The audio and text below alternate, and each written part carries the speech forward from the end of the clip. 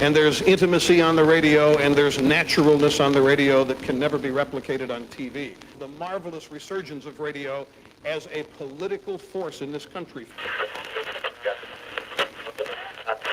News-related radio programming is evolving.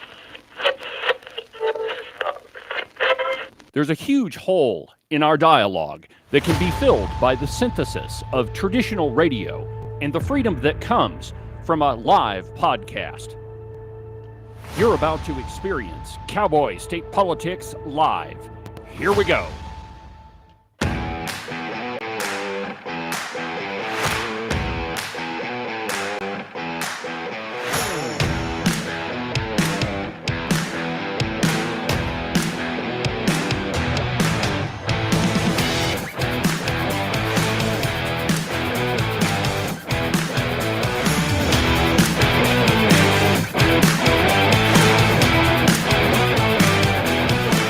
Good morning, my friends, and welcome to another incredible installment from very high above all the puerile and insipid forms of Wyoming mainstream media. This is Cowboy State Politics. I, of course, am your illustrious host, David Iverson, firmly ensconced behind the silver Cowboy State Politics microphone and broadcasting to you from the base of the Bighorns at the Cowboy State Politics studio in Sheridan, Wyoming. Good morning, my friends, and welcome to the program. Happy Tuesday. Welcome back from a fabulous weekend. Well, like Monday is always a weekend for me. Well, that's not really true because I publish the Cowboy State Politics podcast every Monday, Wednesday, and Saturday. And yesterday's version of it, if you haven't listened to it, you need to go back to. It's an interview with President of the UW chapter of Turning Point USA, Gabe Saint. It's a fascinating perspective. And, if you want to know what young people are thinking, that's the interview to listen to. So go to the podcast, listen to yesterday's show. You'll really enjoy it. Also, in that podcast, I delved a little bit into our old pal, the former Redcoat Speaker of the House, Eric Barlow. I could sum up his entire gubernatorial campaign in one sentence. Eric Barlow hopes that you have forgotten exactly who Eric Barlow is. I gave you a little sneak preview in the podcast about who Eric Barlow actually is, what he's done in the past. And I'm telling you, my friends, there is a ton of stuff to talk about there. And just to give you a couple of the highlights, Eric Barlow is almost personally responsible for creating the largest environmentalist outfit in the entire state of Wyoming, the Powder River Basin Resource Council. They have been a thorn in the side of oil and gas producers. Well, since before coal bed methane got started over in the Powder River Basin. But they are just as wacko environmentalist as Greenpeace, as the Sierra Club. And you could fill in the blank, but they're really a terrible outfit. They're funded by a lot of left-wing sources, and Eric Barlow was principally responsible for getting it going. He even testified before Congress in trying to shut down coal bed methane development. And now what he'll tell you, and if you read the congressional transcript, which I'm planning on doing a larger episode on Eric Barlow's past, but if you read, he testified before Congress about coal bed methane development. But if you read the transcript, he makes it seem like, I'm just concerned about the water. It's just the water, and they're dumping all this terrible coal bed methane water out on the ground. And to be fair, some of it is pretty nasty stuff. But I've always maintained that the vast majority of energy companies would rather pay to do things right the first time than they would to go back and try to fix the mistakes that they made in the past. Well, not as far as Eric Barlow is concerned. He and the Powder River Basin Resource Council worked almost tirelessly to try to shut down coal bed methane development in Wyoming. Testifying before Congress, he even sued the Bureau of Land Management with a very, very interesting group that handled the lawsuit.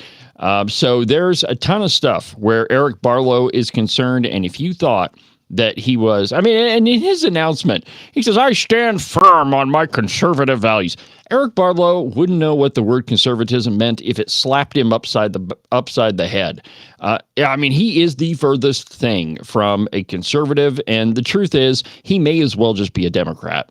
There have been several people I've talked to over in Gillette that know Eric Barlow and have just said, yeah, the guy's straight up a Democrat. Well, I mean, look at his voting record. For his entire career, he's pretty much voted 75% with the Democrats. So you can't do that and claim to be a conservative. So anyway, go back and listen to the podcast. I think you'll find it pretty interesting. And you don't want to miss the Gabe Saint interview. Now, at this point, probably everybody has heard about the Trump-Vladimir Putin discussion that happened up in Alaska.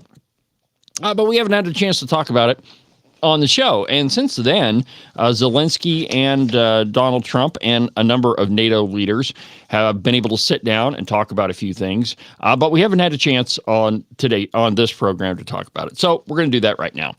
Let's see here, I believe this is from the Daily Wire. Trump says, no, it's not. Anyway, it'll come to me. Trump says Zelensky can end the war with Russia almost immediately by doing these two things ahead of the White House meeting. And I quote, President Trump claimed Sunday that Ukrainian President Vladimir Zelensky could bring the nation's war with Russia to a halt, quote, almost immediately, if he's willing to make two major concessions. Trump called for Ukraine to drop its bid to join NATO, a demand long made by Russia, and also said there would be no getting back Crimea, signaling to the nation to accept Russia's illegal 2014 annexation of the region during the Obama administration. And I don't know if you remember that or not, but right after the George W. Bush administration and Barack Obama gets elected, well, and the whole time, Vladimir Putin was lining troops up on the border, and once Obama was in office, he went ahead and invaded Ukraine, or Crimea, which is the little, if you look at a map, Crimea is the little tiny finger that comes out the end of Ukraine. Now, the question is, why does Putin want Ukraine? Well, I mean, it's a historically part of Russia, and Vladimir Putin really is one of those old Cold War warriors where, you know, he wants and if you look at a historical, analysis of what Putin's done while he's been the president and while he was a member of the KGB, Putin very much is one of those folks that believes that, well, what was once Russia needs to be Russia again. And Ukraine and Crimea were a big part of that. So, I mean, that's pretty much why. But back to the piece. Trump called for, let's see here, quote, President Zelensky of Ukraine can end the war with Russia almost immediately if he wants to, or if he can continue to fight. Remember how it started. No getting back Obama-given Crimea 12 years ago without a shot being fired, and no going into NATO by Ukraine. Some things never change. The commander-in-chief proclaimed in a late-night Truth Social post. Let's see here. What else? So anyway, there's those two things, and those have pretty much been what Putin has been calling for a really long time. No NATO, and you're not getting back Crimea. Trump's message comes just one day before a high-profile summit on Monday, so that would have been yesterday, at the White House, where he is expected to meet with Zelensky and several European leaders to discuss next steps. Ahead of the planned meeting, Zelensky posted to X to thank the United States for its support, but also signaled that peace must not be short-lived. Quote, I have already arrived in Washington. Tomorrow I am meeting with President Trump. Tomorrow we are also speaking with European leaders. I'm grateful to the President of the United States for this invitation. We all share a strong desire to end this war quickly and reliably. He wrote Sunday night. The Ukrainian leader also spoke out on Crimea, alleging its relinquishment to Moscow paved the way for Russian President Vladimir Putin's future invasion of Ukraine. Well, I mean, he's right about that. You know, Putin is one of these folks that he will take as much as we will give him. And you'll notice that when President Trump was in office, he didn't do anything. And then Joe Biden came into office, and boom, he invades Ukraine. So, I mean, Putin is a student of history. There's a great episode on that I did quite a while ago. It's an interview with a friend of mine named Charlie Cole. and it's entitled "Putin Knows This." Now, Charlie Cole spent some time in Russia and pretty much spent his entire life studying the country. For a long time, he was a Russian interpreter, but he knows a lot about Vladimir Putin. And if you go find that episode, it's called Putin Knows This. He talks a lot about who Vladimir Putin actually is or was, and why, and it's important to understand someone's past to figure out what it is they're going to do in the future. And with both Vladimir Putin, that's pretty easy, man. He's ex-KGB. He was around when the Soviet Union was alive and well, and that's kind of what he believes. So let's see here. Quote, Crimea should not have been given up, just as Ukrainians did not give up Kyiv, Odessa, and Kharkiv in 2022. Ukrainians are fighting for their land, for their independence, Zelensky wrote. Now, our soldiers have successes in Donetsk and Sumy regions. I'm confident that we can defend Ukraine effectively guarantee security, and that our people will always be grateful to President Trump, everyone in America, and every partner. Okay, blah, blah, blah, blah, blah. So Trump's rambling social media posts follow remarks from Secretary of State Marco Rubio, who said that any lasting peace would require both Russia and Ukraine to make hard compromises. And here's what Rubio said. Quote, what it's going to take to stop the fighting, if we're being honest and serious here, is both sides are going to have to give, and both sides should expect to get something from this, he told CBS News Face the Nation on Sunday. And that's essentially what it is. When you're a negotiation or a compromise, and I've said this often on the program, but a compromise is a deal that is struck between two people or two groups in which both sides leave unhappy. So both sides don't get everything that they want, and both sides have to give up something. And that's where President Trump has been really successful in both in business and while he's been president of the United States, getting people to talk and to compromise. And if you need any evidence of that, look at the Abraham Accords. The Trump administration, the first Trump administration, did an incredible job getting Middle Eastern powers to come together, sit down with Israel, and hammer out a peace agreement, something that has never been done in history. I mean, since the entire existence, and I'm talking even before the state of Israel was created, before there was a nation of Israel, nations in the Middle East have fought over the Jewish territory. So for Donald Trump to be able to get parties to sit down and hammer out an agreement and come to a compromise is incredible. Now, obviously, he wants to do the same thing with Russia and Ukraine. It's a war that's been going on for a really long time, and it would be fantastic to stop it. But both sides are going to have to give. And in the upcoming meeting between Zelensky and Putin, it's one that's never happened before. Those two have never sat down, and in the entire duration of this war, I don't even think they've really spoken. So it took President Trump, and frankly, I think that Donald Trump is the only person who could have put this process in motion. I think that he's the only person that could bring Vladimir Putin to the table. And the question is why? How did he do it? I think that it's the tariffs. And, he went after India with a 50% tariff. Now, India is Russia's number 2 trading partner, number 1 or number 2. And so you have to think that Vladimir Putin looked at the tariffs and said, oh, Lord, because their entire economy is based on oil and gas. And so they're selling it to India. India is getting slapped with 50% tariffs. And Russia knows that the United States could very easily turn off the money spigot and they'd be broke. No more money to fight their war in Ukraine and no more money to do anything at all, really. So there's a tremendous amount of influence that Donald Trump has. And it's not, and again, it's not influence that's directly between the U.S. and Russia. It's influence between the U.S. and other countries with which Russia does business. For example, Germany. During the first Trump administration, Germany, against the wishes of the United States, was, I don't know if they were the number 1 customer of Russian gas, they were one of the top customers of Russia. And I mean, even against the urging of the Trump administration, Germany still went ahead and bought gas from Russia, thus funding Putin's war machine in Ukraine. And you remember when when Joe Biden was in office, and they claimed that they were attacking the Russian currency. And really what happened is the Russian currency went up in value, the completely opposite of what they claimed was going to happen. Well, I mean, it was because other nations in Europe were buying Russian gas. And so you do that. I mean, it strengthens their economy, it strengthens their currency.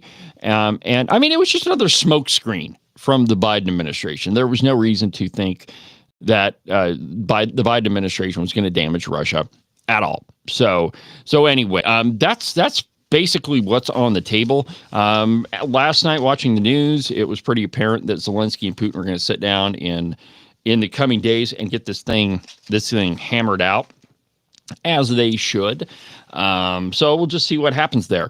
Now, another piece, and I don't know if you watched the video of Trump in Alaska, but something very wily happened. And I've got a quick video of it. So Trump and Vladimir Putin, they are, walking down the red carpet and, coming to meet each other.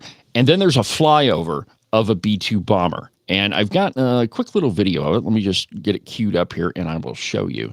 I think this was ingenious. Check this out.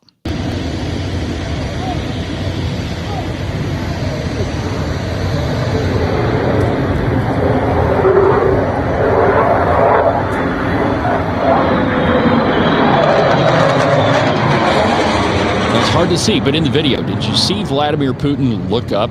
Now, you got to think that what was going through his head really was, oh, crap. Oh, my Lord. Oh, crap, what's going on right now? And, I mean, it was a brilliant move by President Trump to just show Vladimir Putin what the United States could do. And all he did was fly a B-2 bomber and a couple of other jets over, which caused Vladimir Putin to kind of look up and, you can only imagine what was going through his head. I mean, it was probably something like, oh, crap. But, I mean, that was just a very simple thing that Trump did that showed Vladimir Putin exactly what our capabilities are. And, I'm not an aviation expert, but I've been told that you can't even hear that B-2 bomber coming until it's pretty much overhead. And at that point, there's nothing that you can do about it. That it's a stealth bomber, and you're not going to know it until things are blowing up around you. Let's see here. The U.S., from the piece, and this is from the FP News, the Free Press, quote, the U.S. showcased its military might in Alaska as a B-2 stealth bomber roared overhead during President Donald Trump's meeting with Vladimir Putin. Quote, the United States put its military might on full display in Alaska. The jets thundered across the sky above President Vladimir Putin during his high-stakes meeting with U.S. President Donald Trump. The dramatic flyover was caught in a 22-second viral video, which I just showed you, showing the two leaders walking down the red carpet at Joint Base Elmendorf-Richardson in Anchorage when the B-2 screeched overhead. Putin briefly glanced upward as the aircraft passed, a striking moment that underscored America's show of power ahead of the sensitive talks. The B-2, built by Northrop Grumman, remains the most expensive warplane ever constructed at roughly $2.1 billion apiece. Equipped with cutting-edge stealth technology, the aircraft is capable of slipping past advanced air defenses to deliver precision strikes against hardened targets.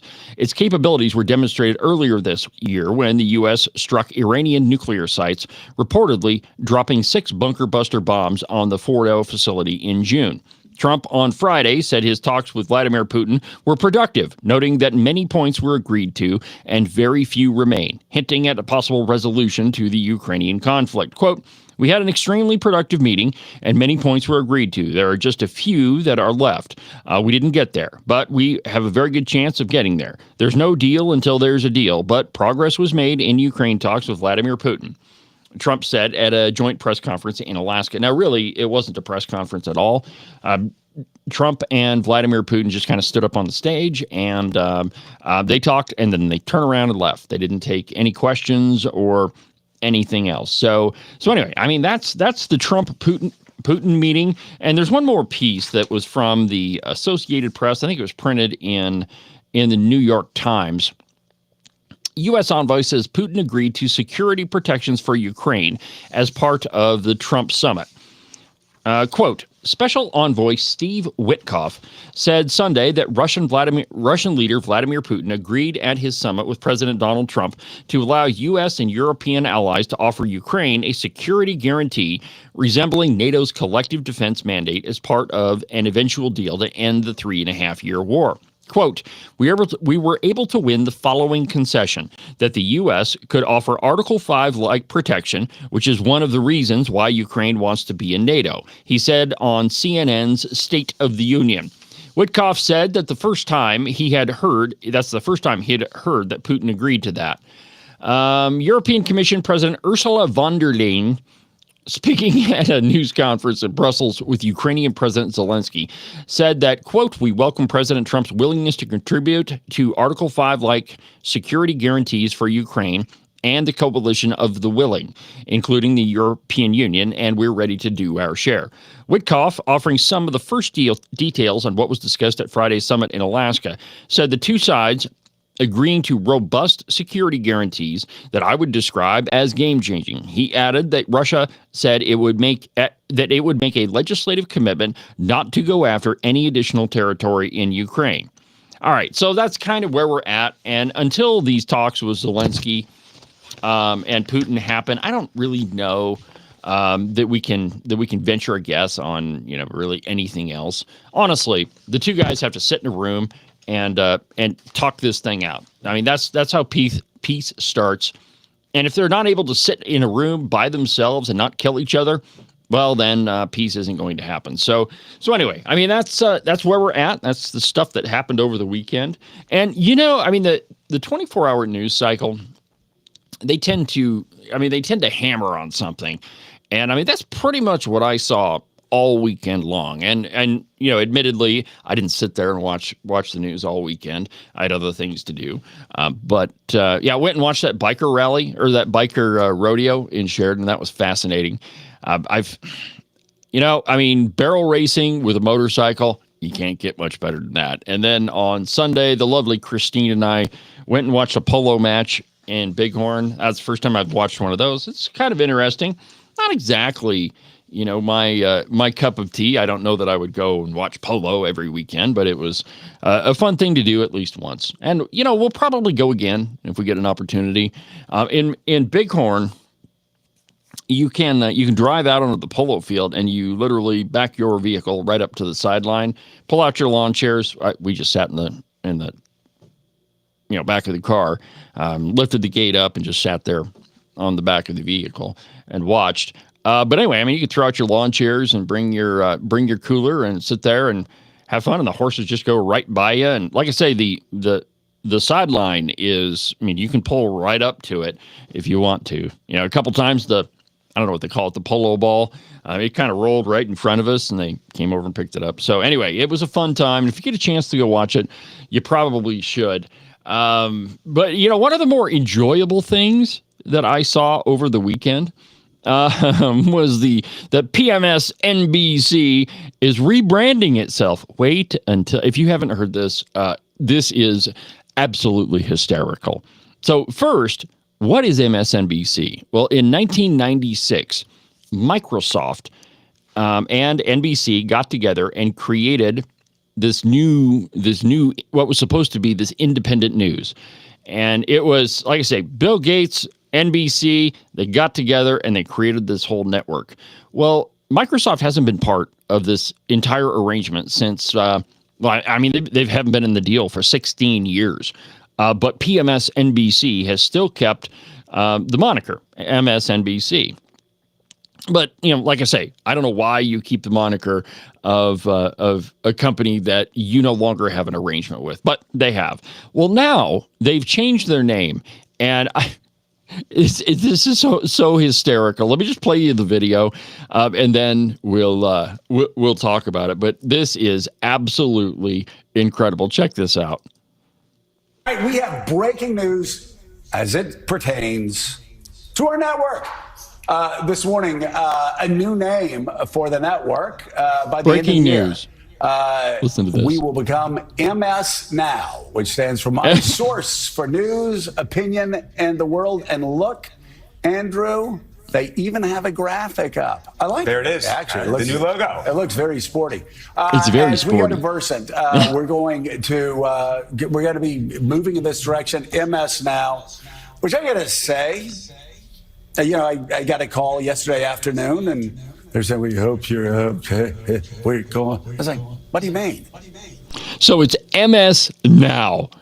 They don't even keep like anything about the network. They keep the part that has nothing to do with their network, but they're calling it My Source. It doesn't stand for My Source. Maybe that's what they've renamed themselves. It stands for Microsoft. But just look at the name. Let's go back here. Just a second here. Maybe I can throw this back up. Yeah. Let me wind up the video again and show you one more time. Let's watch part of it one more time. For the network, by the end of the year, we will become MS Now, which stands for My Source for news, opinion, and the world. And look, Andrew, they even have a little graphic. Now look at it.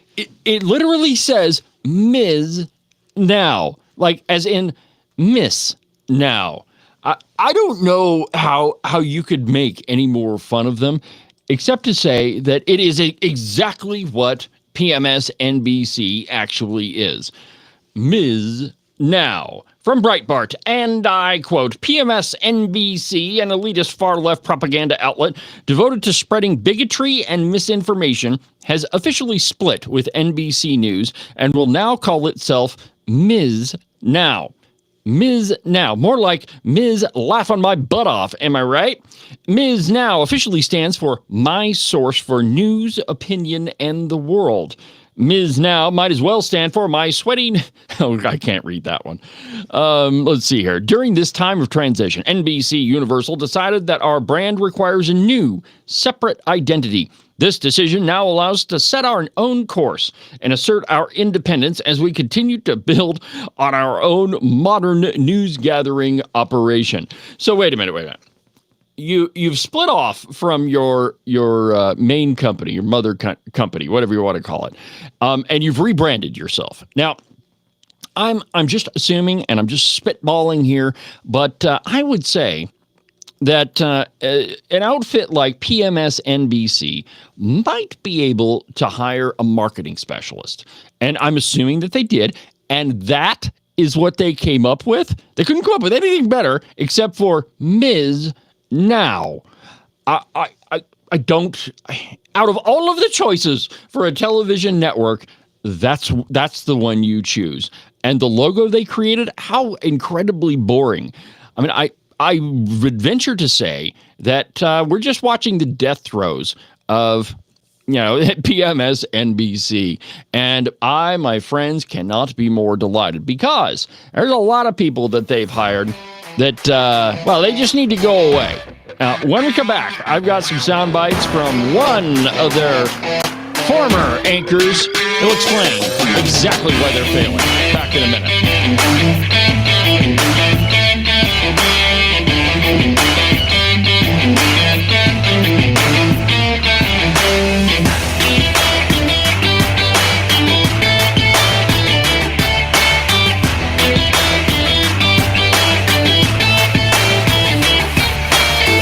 Are you tired of all the meaningless political drivel floating around right now? Endless commentary that really doesn't have anything backing it up? Do you long for the days of true investigative journalism coming from an authoritative source who really doesn't care how popular and apparently good-looking a politician is? Fortunately for you, that's what I do on Cowboy State Politics. New episodes are published every Monday, Wednesday, and Saturday, and you can get them anywhere that you get your podcasts. iHeartRadio, iTunes, TuneIn, really any of them will work. But the easiest way is just to go to the website, cowboystatepolitics.com. There, you can find all of the shows, as well as any of the articles I might bring up during the course of the program. Cowboy State Politics Live, the program you're listening to right now, is broadcast every Tuesday through Friday, beginning at 8 a.m.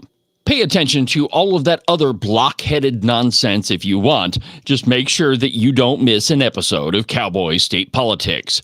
And now, back to our program.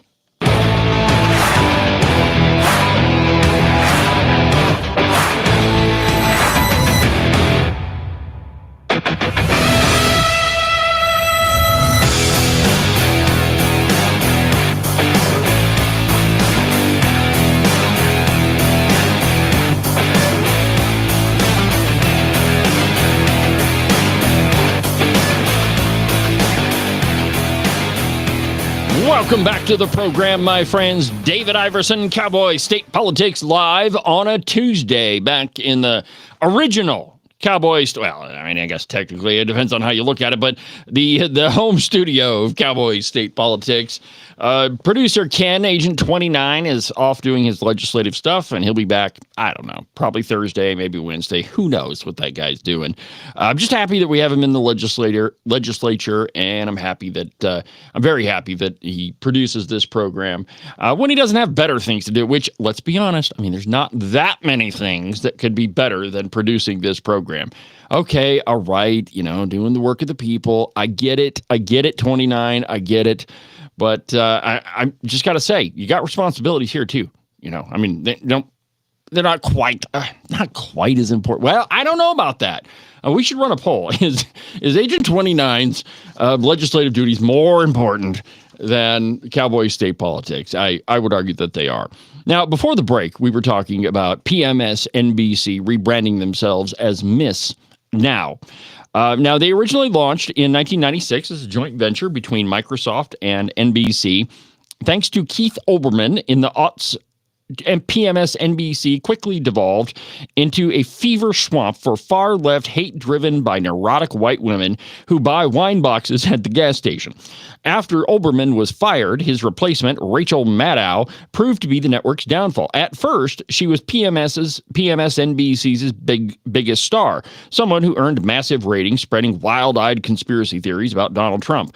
Other than the Communist News Network's Jake Tapper, Maddow disgraced herself more than most, pushing ridiculous having trouble talking. It's Tuesday, my friends. Evidently, it's difficult to talk on a Tuesday. Anyway, she disgraced herself more than most, pushing the ridiculous Russia collusion hoax.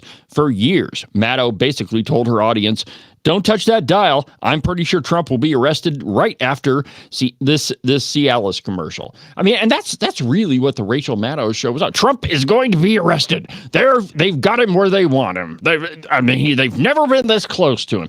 And that was night after night of Rachel Maddow. Well, some 20 years of hoax chickens finally came home to roost with Trump's triumphant 2024 re-election. Idiot PMSNBC viewers were caught completely off guard because PMSNBC had assured them that this wasn't possible. Demoralized and feeling betrayed, viewers fled, and the ratings of PMSNBC tanked. But that's not the only reason.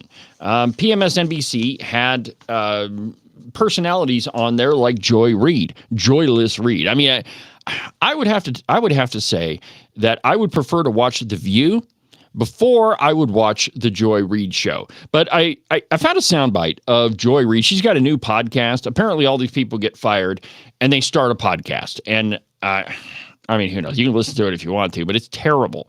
But this soundbite, I want you to listen to it for a couple of reasons. First, note how many ways that she tries to attack President Trump. How many different conspiracy theories show up in this thing? And this is just in the span of a couple of minutes.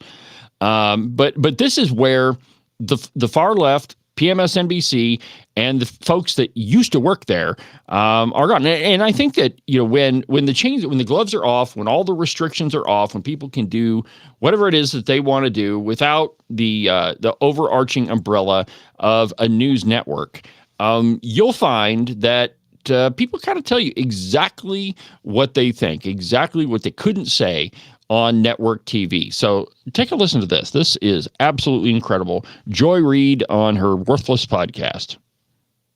Donald Trump, in some ways, people try to say God put him in the White House. I don't believe God is that cruel.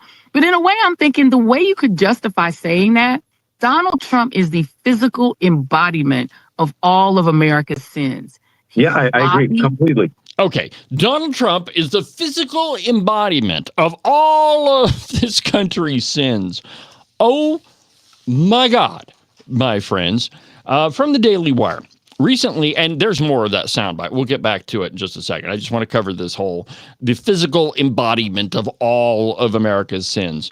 Recently outed, and again, this is from the Daily Wire, ousted PMS NBC host Joy Reid lashed out at President Trump during a recent video of her Welcome to Joy's House Substack, her dumb podcast, claiming that he was the physical embodiment of all America's sins. Reid spoke with her writer, Wajahat Ali, about the state of American politics in a conversation that was also featured on Ali's accounts. And Reid repeatedly attacked both Trump's character and his appearance. And then she said what I just played for you. And he says, yeah, I agree completely. Well, how could you possibly agree with everything that she said? That he is the physical embodiment of every bad thing this country has ever done, which I guess the converse would also be true. That would also mean he's the physical, and I don't even think it's so dumb anyway, but listen to some more of this. Right? He's sloppy. He's unkempt. Everything about him is false. His hair is a pretense of non-baldness. He's old, but his followers try to pretend that he looks like Superman. He's a terrible businessman and a failure who gets to fake success because he's white, so banks keep lending him money even when he's failing. His father scoops money out of his siblings' inheritance to give him when he fails. He's a beep up, but he's able to be a success because white America keeps saying, no, that guy is what success looks like. He's only a success on that TV show because when he was at his broken. Okay, yeah. So, I mean, it goes on for another, let's see, it goes on for another minute and a half. All of the wild things the left has tried to use against President Trump. And she says that he's a business failure. Well, he's a multi-billionaire. You don't get to be that rich in being a failure.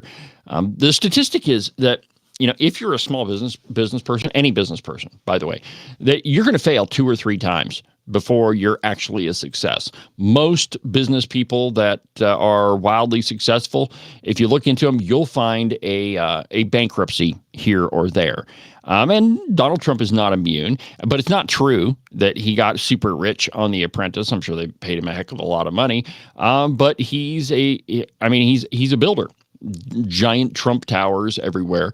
But if you notice, did you listen to what she said? They're picking out every single little detail about President Trump and trying to use it to discredit him and everything that he's done. Let's listen to a little bit more of this.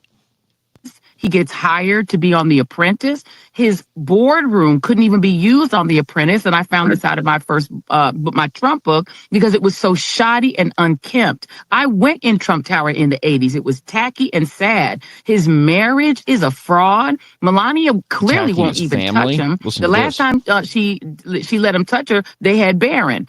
Clear that he ain't touching her now. He doesn't believe in marriage. He doesn't have morality. Whoa. He got 3 baby mamas, 5 children. Everything about him is a lie. He's not a Christian, but Christians love him. Whoa. But he embodies the greed, the shamelessness, the lasciviousness of capitalism. The lasciviousness of capitalism. Now, that's another point that I'm going to touch on in just a second. But did you listen to the long list of things that Joyless Reid said about Donald Trump? I mean, really, it's kind of an incredible list. But one of them, the lasciviousness of capitalism. Did you hear that? Now, you don't come up with that phrase unless you're pretty much an avowed communist. And I mean, it always comes through, my friends, when you're talking about all of these socialists. But it's very clearly that's what Joy Reid is. And I mean, she was on PMS NBC and taking out all the profanity out of it, which I only heard one F-bomb dropped in that piece. But she said that type of stuff on PMS NBC. So it's no wonder why the ratings tanked and they had to rebrand themselves. And then the other stuff about his wife and his family, he doesn't have morality. Holy crap, my friends. But this, and the other thing this shows you is how wildly the left is flailing to come up with some type of argument to go after Republicans and Donald Trump. And let's just take kind of a quick historical look, right? They threw everything in to the Russia collusion hoax. and that failed. And I mean, two impeachments. They impeached him over the stupid phone call with Zelensky, and then it was the Russia collusion, or I don't know, one or the other. Anyway, then it was, the election, and then it was Kamala Harris, and she was absolutely going to run, and she was going to win the presidency, and then that failed. But the entire time, PMS NBC was telling their viewers, oh, no, there's no way that Trump can win this. Kamala Harris has got this in the bag, no problem whatsoever. And then when the election returns came in, it was as if the emperor had no clothes, which is PMS NBC, and obviously they didn't have any clothes. Their viewers saw that they'd been lied to over and over and repeatedly by people like Joy Reid and Rachel Maddow. So it's no wonder why PMS, NBC, and NBC Universal had to rebrand the entire network. And then the hilarity continues in their rebranding. Ms. Now, how ridiculous. I mean, I guess you could look at it like the juvenile version of a bad television program. And I mean, that's what it is. And there's no question about it. But let's see. Let's move on a little bit. I'm tired of talking about a failing news network. It's just idiotic anyway. The NFL's Washington Redskins should restore its name and logo, so says the family of the Indian chief it was based on. Now, the Washington Commanders, formerly the Washington Redskins, changed their logo in the midst of all of the cancel culture. We have to get rid of the statues. We have to get rid of anything that, could potentially, that we think might be offensive. It was ridiculous. And it wasn't just the Washington Redskins. The Cleveland Indians changed their name. We changed the names of a lot of our military bases. Thankfully, those have been changed back. And here's the thing. The left believes in symbols. They believe that the U.S. flag is a symbol. I mean, it certainly is a symbol. But all of these other things are symbolic of, what they think the sins of the past are. So not that long ago on the program, I told you about the statue of Albert Pike, who was a Confederate general, but was also, a heck of a contributor. I mean, he was one of the Masons. He was, there's a reason why we put up statues, and it's to commemorate the actions of people. But we have to understand that people are not one-dimensional. Neither is history. I mean, history just is. It's neither good nor bad. It just is. And the truth about America is that while we have done some really, really bad things, we were not the only ones to have slavery, but we've also done some really, really good things.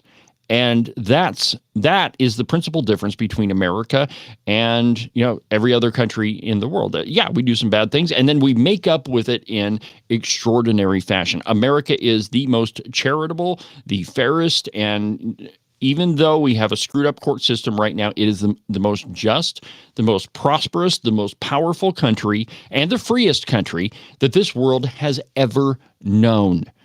And so, you have to balance those things with, things that we've made in the past. And the truth is, America is good. I mean, America is great because America is good. And I think when you look at the sum total of everything that America has done, we are a good nation. However, when the Democrats were in power, there was a serious attempt to erase all of that history. And this just shows you what the left's flawed thinking is. That if you erase the symbol of whatever it is that you're wanting to get rid of, then magically somehow that erases everything that was done. But the truth is, all that does is it's an attempt to wipe that from our collective memory, which is the opposite of what we ought to be doing. The reason why we study history is so that you learn from it and you don't repeat the mistakes of the past, which is why sometimes we put up statues. And often, and I mentioned at the beginning of this, that nobody is one-dimensional. Our country isn't one-dimensional. You are not one-dimensional, and neither am I. The truth is that sometimes the heroes that you think of in history, they turn out to be villains sometimes. And conversely, sometimes the people you think are villains, they turn out to be not so villainous. And so you have to learn from history. And while, everybody, we all revere Abraham Lincoln, but if you want to talk about somebody who shredded the Constitution, that's him. He took away habeas corpus and threw people in prison for no reason whatsoever. He silenced journalists. And frankly, lots of presidents have done that. Barack Obama, George W. Bush. There's definitely been attacks on the media. I think deservedly so from Donald Trump. But nobody is really 100% innocent in all of this. And the truth is that, and I personally believe that if you are a politician, and there's a lot of politicians that I really, really like, but you have to be a little bit narcissistic to be a politician. And I think if you are fair about whomever you're talking to, and I know some really, really good people that have run for office and got elected. But again, even so, I think that there's a little bit of narcissism there. Some of them are way narcissistic, like Landon Brown. He's a perfect example. If you ask him, like, Landon Brown can do no wrong. Dan Zwanitzer, another good one. Eric Barlow, another great one. And here's another thing. Eric Barlow stands up in front of a crowd and announces that he's going to run for governor. And he says that I'm going to stand on my conservative values, which he knows darn good and well that he doesn't have a conservative bone in his body and that he's a raging liberal and always has been. He knows that. I know people who used to be friends with Eric Barlow, and they'll tell him, yeah, that guy's not a Republican. I mean, he straight up tells me he's a liberal. So, and I don't think that you have to rely on anecdotal stories from different people to determine that. You can look at his voting record. You can look at all these people's voting record and find out exactly who they are. And to a large degree, my friends, there is a very, very, very small number of them that get elected, and when they're done, they're the same person as when they went into office. That doesn't happen very often. There's only a very few number of people that I know that's happened to. But man, we've gotten way off topic. Anyway, the truth is that just because you change a symbol doesn't mean that you fix the mistakes of the past. But in the case of the Washington Redskins, this one was off the mark from the very beginning. The Washington Redskins had the permission of Chief Whitecalf's family to use that image on their helmet.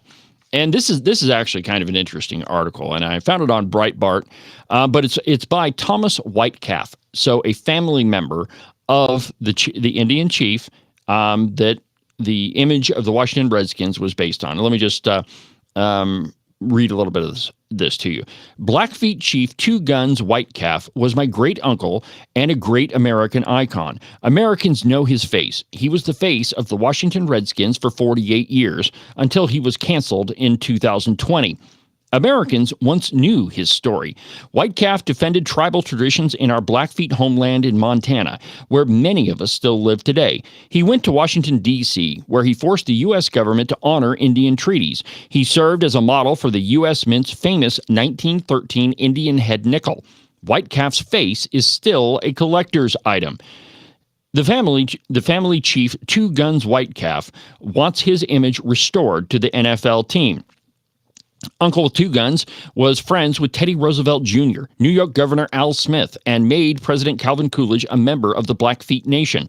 Whitecalf was so famous in his era and that his death in 1934 was front-page news across the country. Whitecalf became the proud warrior face of the Redskins in 1972, championed by Blackfeet leader Blackie Wetzel, and with support of Native Americans across the country. Cancel culture racists decided at some point that they wanted to get rid of Indian images in the public domain. The Redskins and Two Guns were their number one target. Whitecalf's name was dropped from the Redskins narrative. His life story was erased from history. And even worse, Uncle Two Guns was dehumanized. He was ridiculed as a savage and a clownish mascot.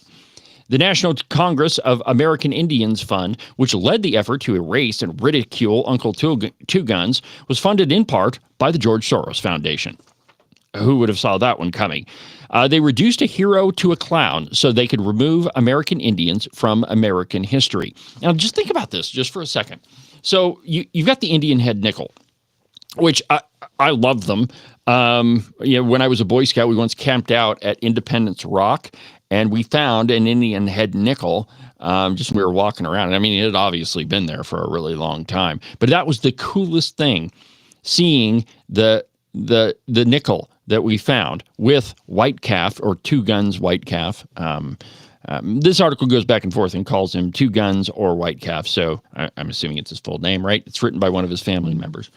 But a super cool image. And you have to think, at the time, 1913, when the U.S. Mint decided to mint coins with Two Guns image on the front of them, which if you compare them to the Redskins logo, it's pretty much exactly the same thing.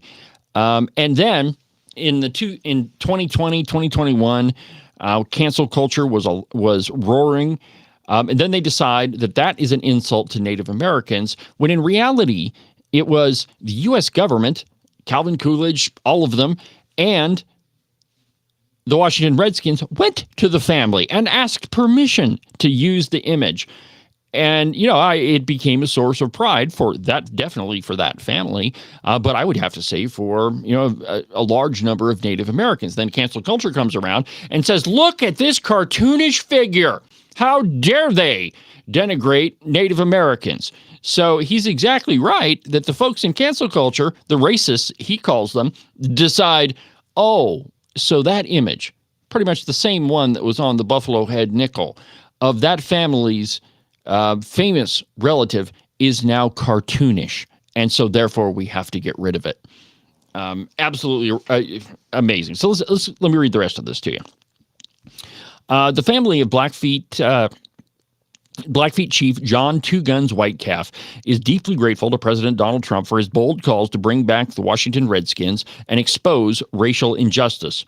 President Trump cares, and here is our opinion. It is time to correct history and end racial injustice. We ask that the Washington Redskins, still the Redskins to us, work with President Trump to reclaim their rightful name and their proud image of American hero John Two Guns White Calf. We ask that the White Calf family be given a seat at the table. We ask that the Hall of Honor be established within a new Redskins stadium where the public can celebrate Two Guns White Calf, the Blackfeet people, and the American Indian. Notice that he says the word American Indian in his piece. Contributions to the founding of the United States. Finally, we ask that the American Indian never be erased, dehumanized, or forgotten again. God bless the Blackfeet, God bless President Trump, and God bless the United States of America. I think this is an incredible opinion piece. Yeah, it's talking about a football team's mascot, but think about the broader implications of it. That the left engages in cancel culture, and they really have no idea what they're talking about. But it just speaks to the hollowness of their attempts at symbiology. That they look at a symbol and they say, well, obviously that's racist. It has to be. And then they go about erasing it, and they forget all about the history behind it. The Indian head nickel, or the buffalo nickel, I guess they call it. But it's one side has a buffalo on it, and the other has Two Guns White Calf.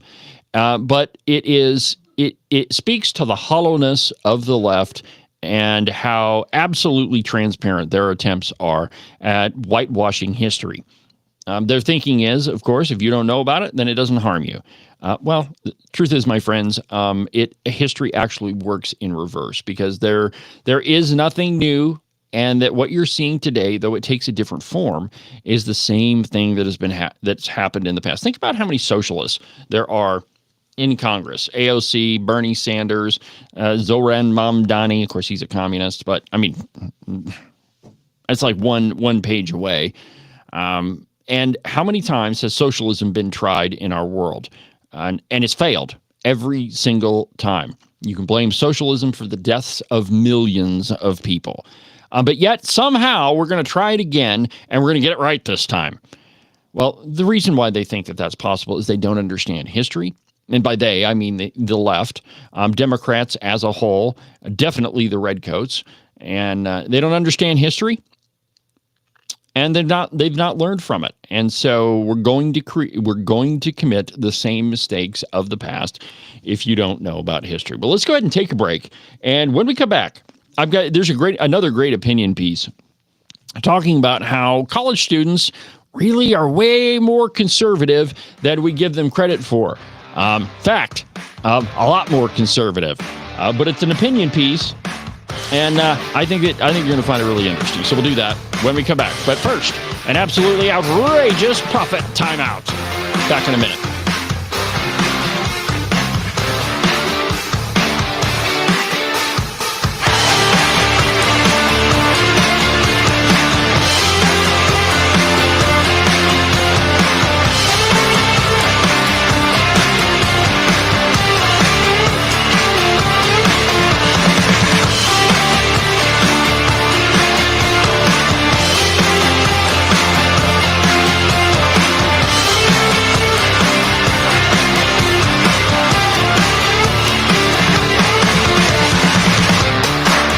Ever since gold backing was removed from the dollar, the value has dropped significantly over the past few decades. Experts say this is one of the main reasons goods are more expensive and your savings are worth less each year. How would you know how many dollars to save for retirement if the valuation of the dollar changes over time? Would you work all week for that $20 gold piece? Let's look at the valuation of this coin from the 1970s to today. When President Nixon took us off the gold standard in 1971, this coin traded for about $275. Today, it trades for about $14,000. Buying and holding rare coins using only a fraction of your portfolio is our suggested way to save for the future. Call U.S. Coin Capital at 1-800-878-2646 to get your free United States Gold and Silver Buyer's Guide. Make sure that you subscribe and follow the Cowboy State Politics podcast. You can do that from the website, cowboystatepolitics.com, or anywhere that you get your podcasts. That way, you'll make sure that you won't miss a single episode of Cowboy State Politics. Welcome to Lessons in Civility by Morton Buildings. Gentlemen, is your garage completely jam-packed full of all of your unnecessary crap, and your lovely wife has been on your tail, nagging you non-stop to clean it out? It's not because she just wants to incessantly irritate you. Chivalry dictates that you should clear out a space so she can park her car inside and you don't end up sleeping on the couch anymore. To do that, contact Nick and Jesse at Morton Buildings. Their phone number is 307-674-2532. Not only are they the experts in metal building construction, they're also skilled at keeping you out of the doghouse. One more time. Their phone number is 307-674-2532, or you can check them out at their website, mortonbuildings.com. This has been Lessons in Civility from Morton Buildings.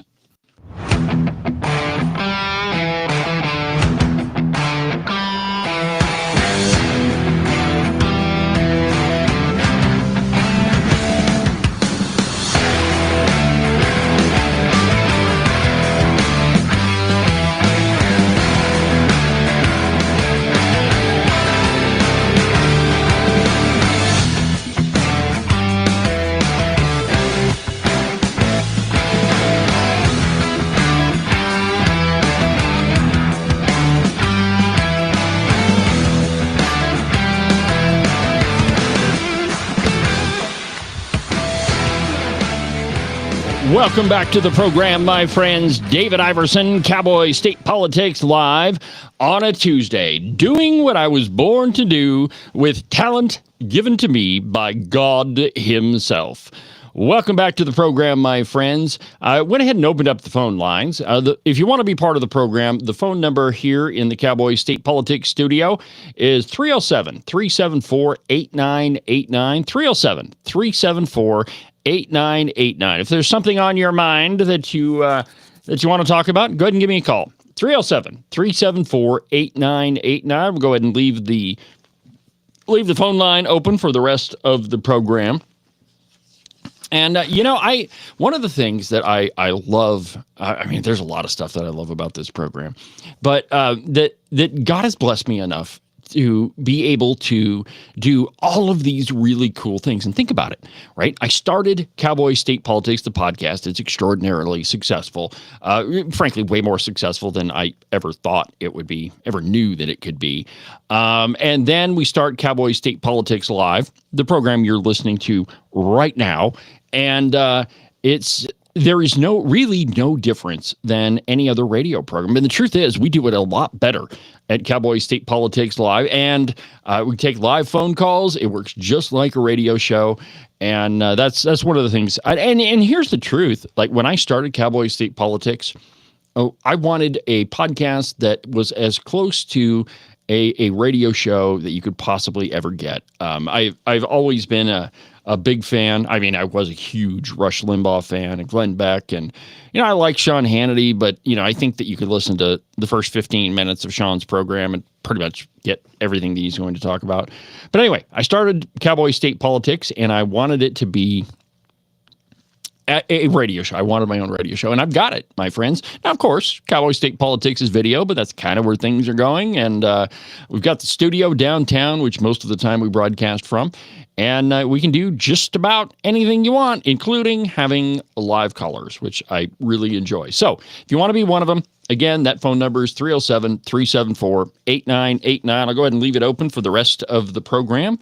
Just go ahead and give me a call. But there's a piece in the Daily Caller that is, again, it exposes some of the lies of the left. And we are told, and some of them, in every lie, there's a hint of truth.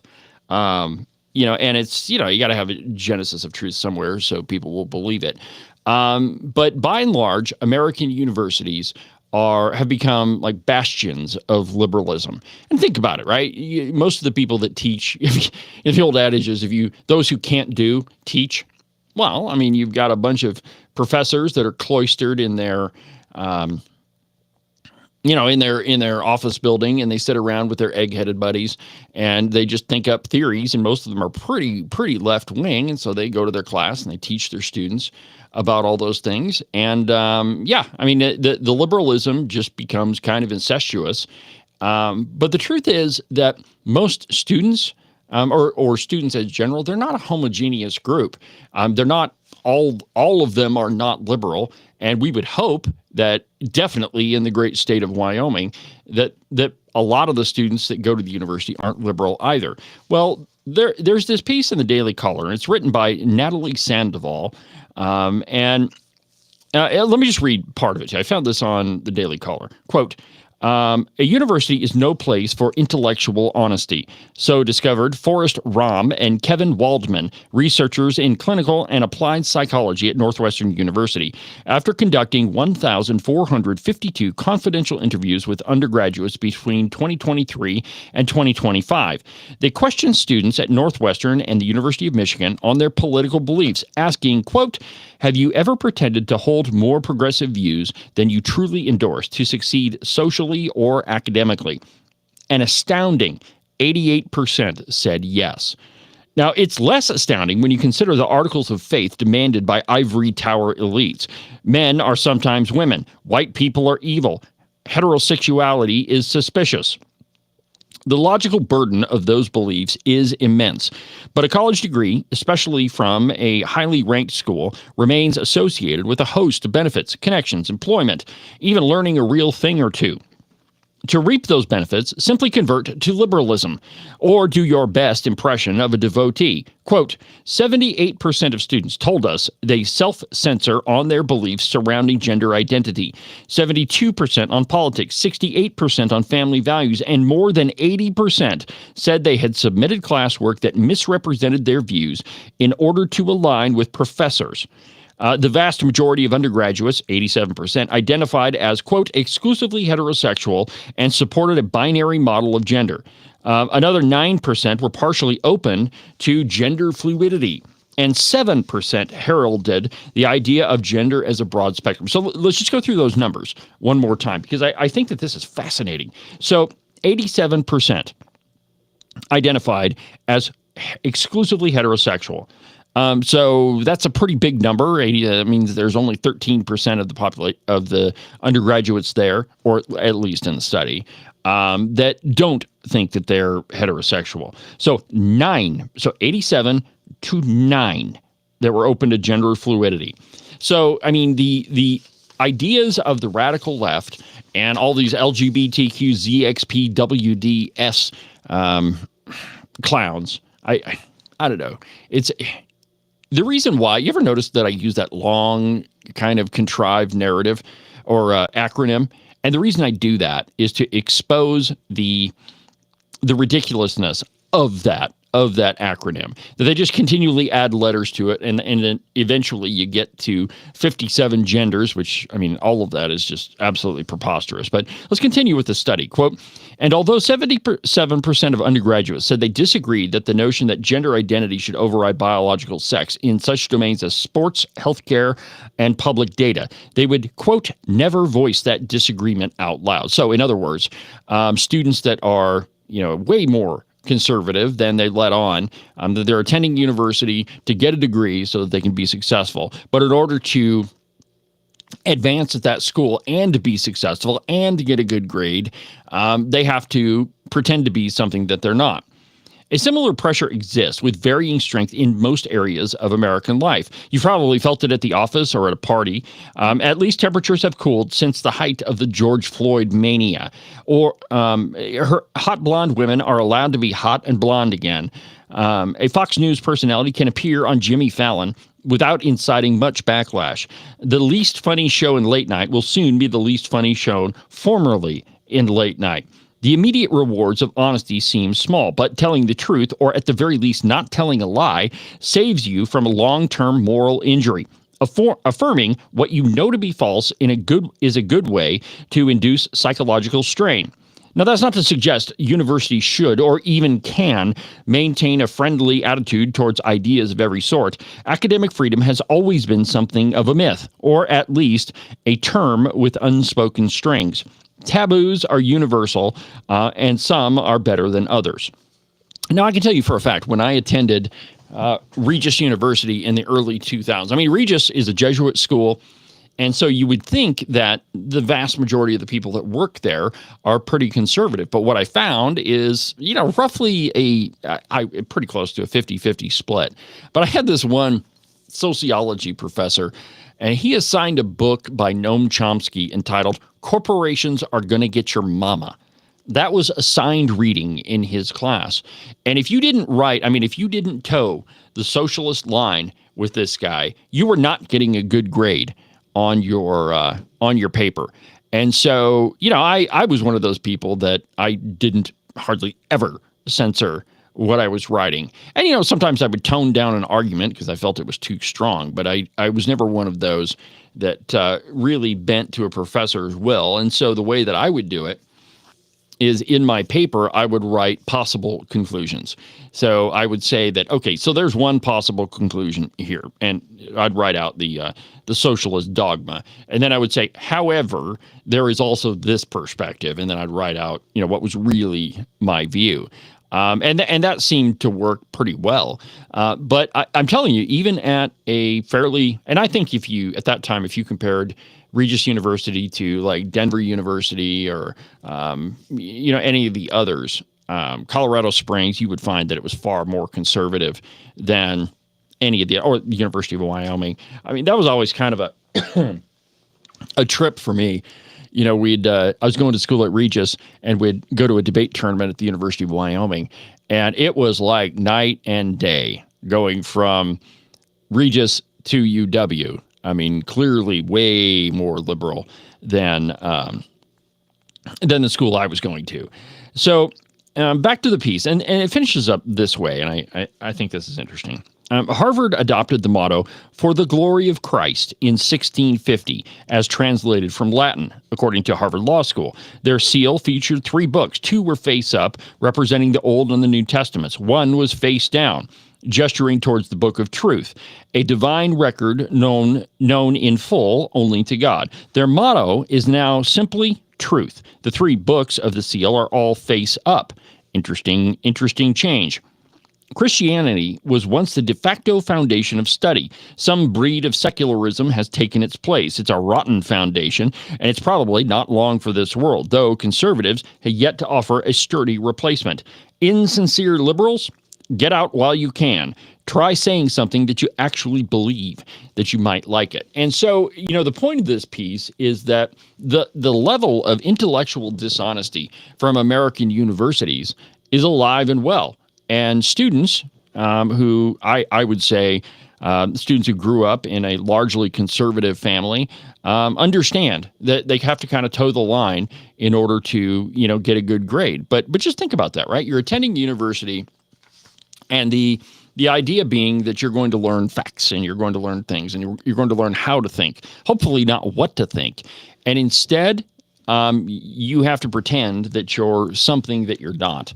I mean, we're doing an incredible disservice to students, my friends, and we've been doing it for a long time. But there is good news, my friends, from Breitbart. And, I've often told you that, this program, I try very, very difficult. I try very, very hard to do it in the right way, to bring you the truth. And it never fails that when I'm struggling for something to talk about, and, some days are better than others. I've often told you that on some days, man, the struggle is real and it's hard to find stuff to talk about. And then there are other days where you pull up a website and boom, right there it is, right in front of you. And that was today was one of those. So from Breitbart. And this was, when I pulled up Breitbart this morning, this piece was on the top front page. Christian revival, belief in God triples among 18 to 24-year-olds in Great Britain. And I quote, Christianity is experiencing a revival among young people in Britain, with the number of 18 to 24-year-olds believing in God increasing by nearly 200% since 2021, so in 4 short years. After decades of Christianity declining in Britain, falling to such an extent that the 2021 census found that Christians had become a minority in England and Wales amid the rise of atheism and Islam. Now, there appears to be an indication of a trend reversal and possible revival of faith in the United Kingdom. According to YouGov's tracker of religious belief, conducted twice a year, the number of 18 to 24-year-olds professing belief in God rose from 16% in August of 2021 to 45% as of January this year, representing a 181% increase in just 3.5 years. A smaller but significant increase was also registered among those aged between 25 and 49, with the tracker recording a jump of 21% in 2021 to 33% in 2025. Now, you might ask yourself why. Well, think about the story that I just brought to you, that students go to universities and they're forced to lie in order to get a good grade, that they know that what they're being taught is directly opposed to their personal beliefs, their personal faith, and yet they have to do it anyway. The left told us in the last election, and this is just an example here, the left told us in the last election that there was no way that President Trump was going to win that election, that it wasn't going to happen, that it was not possible, that Kamala Harris was going to pound Donald Trump, and we were going to have the first woman president. Well, that couldn't have been further from the truth. Donald Trump whooped Kamala Harris. And so everything that the mainstream liberal press told us was a lie. They've continued to tell us that men can become women and women can become men, and this whole idea of you having traditional family values was a ridiculous farce. We were told that, it's everybody is transsexual, which is an astounding claim that's absolutely ridiculous. But all the folks on the LGBTQZXPWDS agenda have tried to push this gender fluidity, and we've had people like Tampon Tim putting tampons in boys' restrooms, and all of this gender fluidity. Well, we're finding out now, and most people knew that it was a farce from the very beginning, but the lies are being exposed. My friends, the more people learn that the left is nothing more than a propaganda machine, people are coming back, and that translates into faith as well. When you're told for so long something that is a lie, and then you are exposed to the truth, my friends, you can't resist. I mean, I guess you can resist it, but it's very difficult to resist. And so when you live in a place where you're told lies on a daily basis, and then you come over to the other side, and I guess I should use the other hand, but you come over here and you're told, here's the truth. And, all you have to do is believe in God and accept Jesus, and you're good to go. It is no wonder why belief in God has jumped as much as it has in Great Britain. And I personally think that we are in, maybe not too short order, but we're going to experience a revival in this country. At least I hope so. And I hope that, people turn their faces back to God. Let's get back to the article. This has coincided, and they're talking about the numbers in the survey of the amount of people in Great Britain, 18 to 24, that have, it has increased, they believe in God. So this has coincided with a 56% rise in those who attend church at least once a month between 2018 and 2024, with the number of regular churchgoers increasing from 3.7 million to 5.8 million. The increase was largely a result of growing attendance from younger men, with just one in 25 attending in 2018 compared to 1 in 5 in 2024. However, there was also an increase among young women, rising from 3% to 12% over the same time period. It means that the 18 to 24-year-old cohort is now the second most likely age group to attend church every month.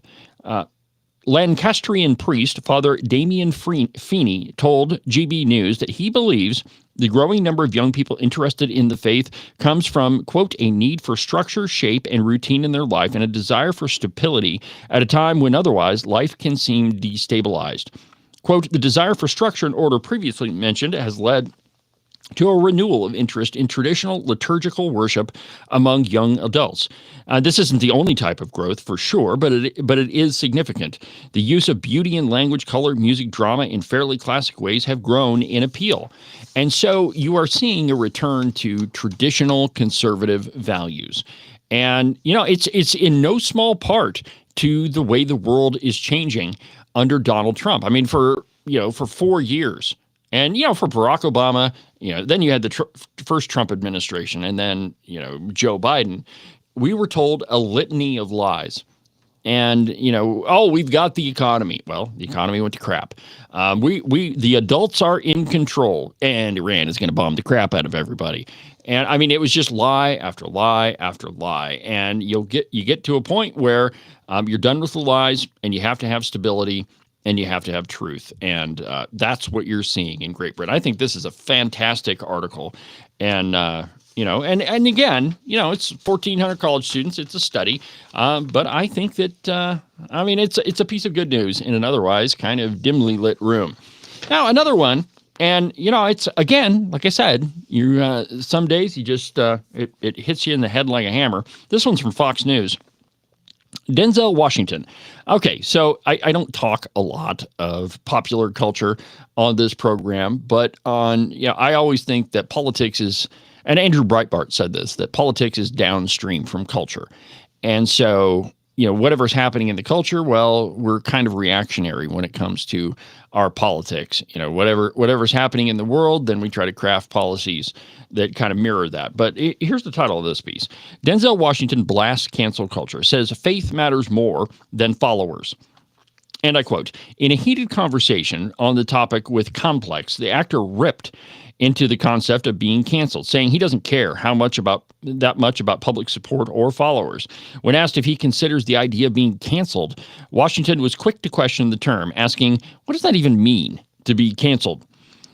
While she explained that the term essentially meant losing public support, Washington's response was unapologetically bold. And he says, quote, who cares? What made public support so important to begin with? The reporter told him that followers are now currency, to which he replied, I don't really care who's following who.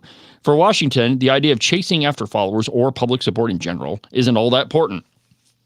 Quote, you can't lead and follow at the same time. You can't follow and lead at the same time, he said. I don't follow anybody. I follow the Heavenly Spirit. I follow God. I don't follow man. I have faith in God and I have hope in man. But look around. It ain't working out so well. He added, you can't be canceled if you haven't signed up. So don't sign up. After that, he leaned back in his chair and began laughing, saying, don't get me started. My chest started hurting. Chest is getting tight talking about it. Now, the Oscar winner made these comments as he sat next to the highest to lowest director, Spike Lee, in an interview. Lee echoed the same sentiments as Washington, saying, I could care less. Well, actually, the phrase is I couldn't care less. But anyway, representatives for Washington did not immediately respond to Fox News Digital. Okay, so another piece that, all right, it's one actor that I kind of enjoy saying, hey, followers don't really matter. And we went through this period where social media influencers were, how much money did Kamala Harris spend on social media influencers? And this is a funny story from the lovely Christine.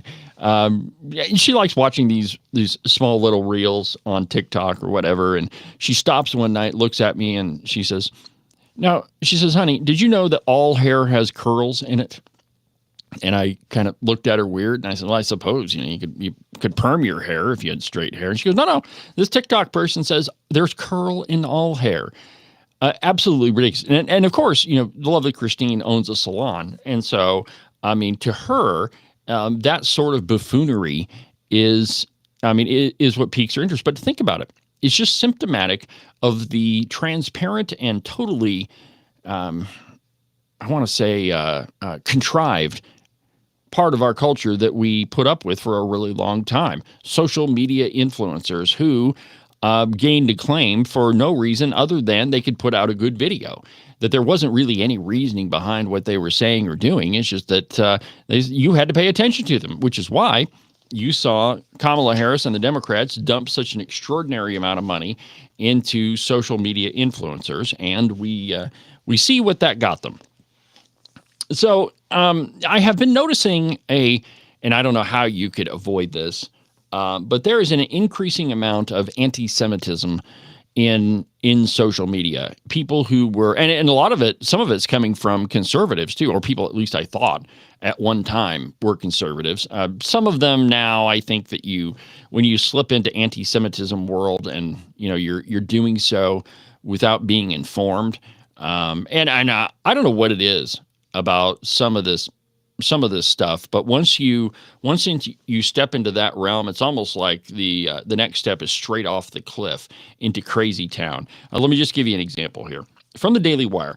Whistleblower accuses, and you've seen it online, that Israel is committing genocide. I've got a piece right here from The Hill.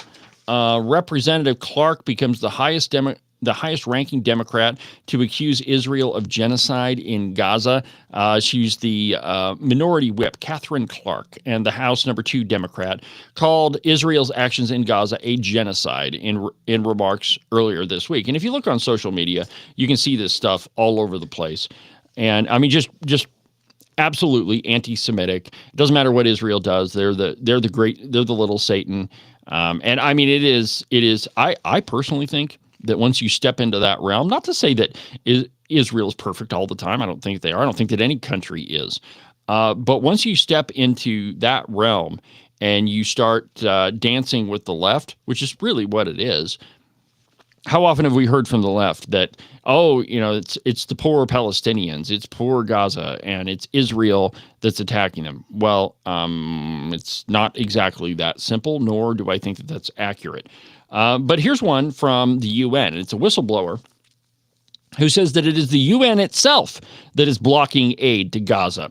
And I quote, let's see here. The whistleblower's report to the Inspector General of the United States Agency, or USAID, alleged, quote, gross misconduct and misuse of humanitarian funds by the World Food Program and other UN agencies, Fox News Digital reported. The whistleblower also attested that there was no evidence of starvation or famine in Gaza. Now, there are pockets of severe hunger, but they're not systematic or pervasive. Quote, the report delineates, quote, a first-hand eyewitnessing of senior Israeli Defense Force officials offering any support necessary, including security protection and coordination, to representatives from the World Food Program and the UN Office for Coordination of Humanitarian Affairs, or OCHA, only to have the WFP and the OCHA respond that they were not prepared to discuss such coordination. Quote, the IDF is actively helping the Gaza Humanitarian Foundation get food into the hands of civilians, and this is the whistleblower.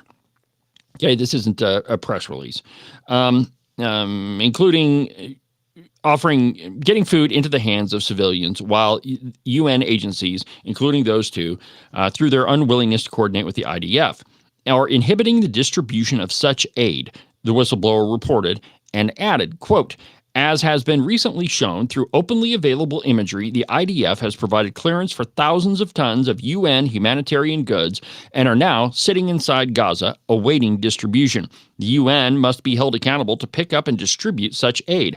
I urge you to launch an independent investigation into this matter to determine the extent to which UN agencies, by refusing to coordinate with the IDF on essential issues, including security, are abusing U.S. taxpayer funds rather than using them to deliver the aid the American people are donating, and whether such actions are being taken independently by the UN, by UN officials in Gaza, or at the direction of the UN Secretary General. Now, it is the narrative of the left that Israel has to be the little Satan, and it has to be the poor Palestinians. And and the United Nations as a whole is very much anti-Israel. Always has been, always will be. So it doesn't really matter what the PLO or Hamas or Palestinians in general are doing. It doesn't matter.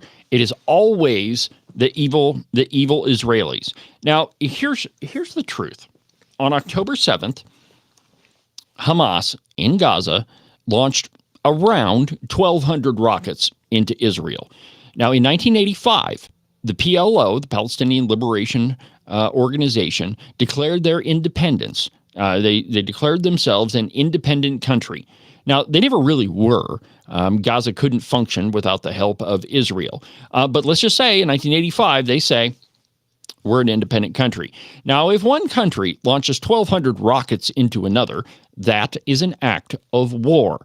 Now, the only way wars end is when one side is incapacitated and the other takes over, or if both of them come to the table, such as we started out today's program talking about the Ukraine war with Putin and Zelensky meeting with President Trump. Okay, two sides coming together and saying, we've had enough. So that's the only other way that wars end. Now, neither of those two have happened yet. Now, I would say that the Gaza Strip is, Judea, is decimated. And I am amazed that they're still able to fight the IDF, but they are. So there hasn't been there have been lots of ceasefires, which Hamas has broken over and over. And there hasn't been, one side has not been absolutely decimated. And so it is a war. And, there are quote unquote rules of war, but I don't think that they've necessarily been broken when it comes to Israel. Here's the other thing to keep in mind, that Hamas and the Palestinian PLO, or however you want to phrase them, have always been masters of propaganda. And, maybe I shouldn't use the word master, but they've always been pretty good. Now, you remember the quote unquote hospital bombing? It was early on in the Israel-Gaza war. But the Palestinians said Israel just bombed this hospital and they killed 300 people. Remember, it was all over the news. The New York Times had it. Every other liberal media outlet was saying that evil Israel blew up a hospital and killed all sorts of civilians. The truth is that that bomb didn't land on a hospital. It landed in the parking lot. And there weren't all those people that were killed. So all of the casualty numbers that are being put out and used by media outlets like the New York Times or the Washington Post and all of those, the LA Times, all of them, they're taking for granted the numbers that are put out by the Palestinians. Now, I don't know how you would accurately figure out what the actual numbers are, but you're taking the word of propagandists and a terrorist organization. So I wouldn't say that it's entirely credible. But a lot of this stuff that I'm seeing on social media is almost taking word for word what the propagandists in the Palestinian group are saying. They're taking it as gospel, which I would say at the very least, it's questionable, and at the very least, it's absolutely apocryphal. But the truth is, my friends, you have to be very careful where you're getting your information, and to just say, outright that well, it's genocide, like this piece in The Hill says, I think is entirely, well, it's absolutely inaccurate. But secondly, it's pretty irresponsible, because I think it's a term that we use that gets thrown around, and it's got such horrible connotations to it that when you use that term, generally speaking, you don't nobody provides any evidence. You just say, "Oh, that's genocide," and the term is so horrible that people accept the terribleness of it. But let me just go to this piece in The Hill here. Clark becomes highest-ranking Democrat to accuse Israel of genocide in Gaza. Let's see here. It was Catherine Clark. We have to continue to have an open heart about how we do this, how we do it effectively, and how we take action in time to make a difference, whether that is stopping the starvation and genocide and destruction in Gaza, or whether that means that we are working together to stop the redistricting that is going on. Okay, so she goes from genocide, claiming that there's genocide happening in Gaza, to redistricting in Texas, or taking away the vote from people in order to retain power, Clark said during a Thursday event in her district hosted by the Friends Committee on National Legislation. The Hill reached out to Clark's office for comment. During a Thursday event, constituents questioned the Massachusetts Democrat over her acceptance of $371,000 from AIPAC, the American Israeli Public Affairs Committee, as shown in a video posted by a reporter. Quote, in the past, I have taken AIPAC money, but again, and this is not saying that you're not going to do what is right here, she said. I understand that for some of you, that's a red... Okay. I mean, this is nothing than the political football that's being tossed around. And if you're in the Democrat Party, and certainly the progressives, well then, I guess it's part of the rules for joining their club that you have to be anti-Israel. But see, the narrative that they're using doesn't fit the facts at all in any way. And let me just prove it to you. Before this war ever started, well, after the October 7th and before Israel struck back, they went to great lengths to notify civilians in Gaza that they were going to attack and that it was time to get out. Now, we're not talking about huge distances between places. Gaza, the entirety of Gaza is about the size of Washington, D.C. It's about 60 square miles. That's about it. That's all that it is. And so, if you had to get out, you could walk that in a couple of days. If you were motivated. But Israel went to great lengths to notify civilians in Gaza that an attack was coming. Now, here's a piece from November 16th of 2023, and it's from PBS. Let me repeat that. This piece is from PBS. Here's the headline. Israel drops warning leaflets in South Gaza, indicating expansion of offensive to area where many have fled.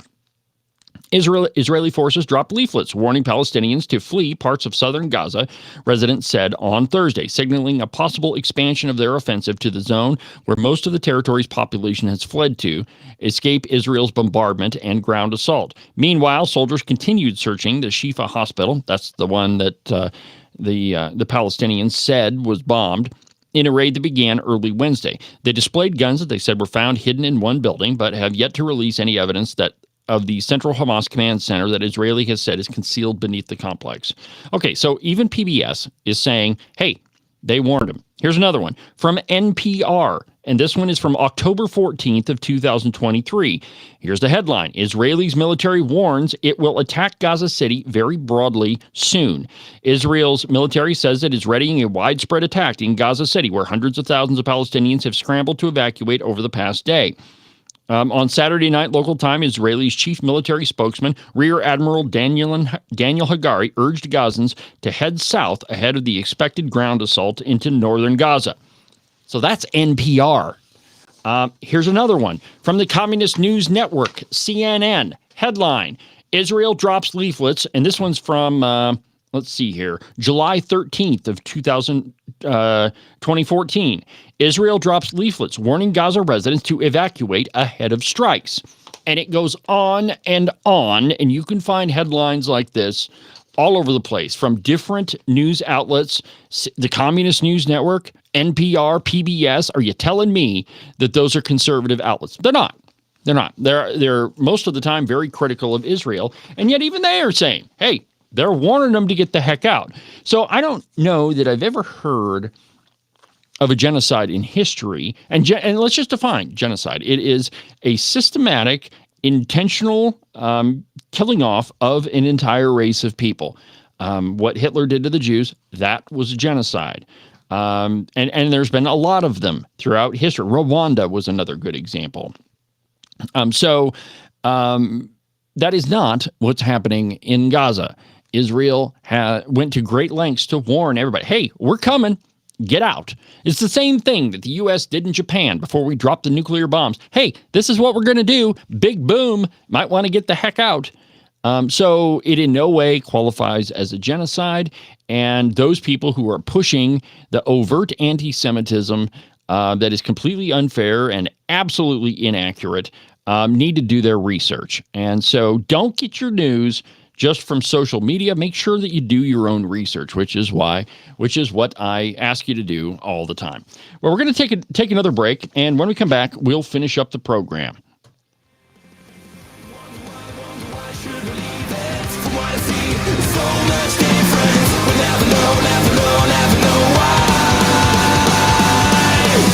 Why everybody say, night is gone away, rocks now down, nothing left to take. No one gets today, we got to see the truth, night's far away. Tell me what you want, here's what you got. You've been every day more than we have ever seen. Rocks now down, don't ask why. It's spring-ish in Wyoming. Well, what that means for the uninitiated is that it's going to be 70 degrees one day and then snow 1.5 feet the next. And really, if you don't like those two options, just wait a little bit. The weather will change. I know, it sounds a little stressful, but really you should put your mind at ease and buy a pair of socks from the Buffalo Wool Company. They'll keep you warm and dry even on the nastiest, coldest spring-ish day, and they'll keep you cool and dry even when it's 75 and sunny. To get you a pair, go to their website, thebuffalowoolco.com. Trust me, you're not going to be disappointed. Are you one of those guys that listened to the president just a little bit too closely and now you're tired of winning? Are you getting the feeling that there's been way too many good things happening in our country and you just can't take it anymore? Well, if you are, and you think you should follow Rosie O'Donnell's example and get the heck out of Dodge, you need to call Rebecca Bextel at eXp Realty. She'll make those foreign country living ideas a reality for you. All you have to do is call 307-699-3519, and she'll make sure some freedom-loving, red-blooded American will now live in the home that you no longer want.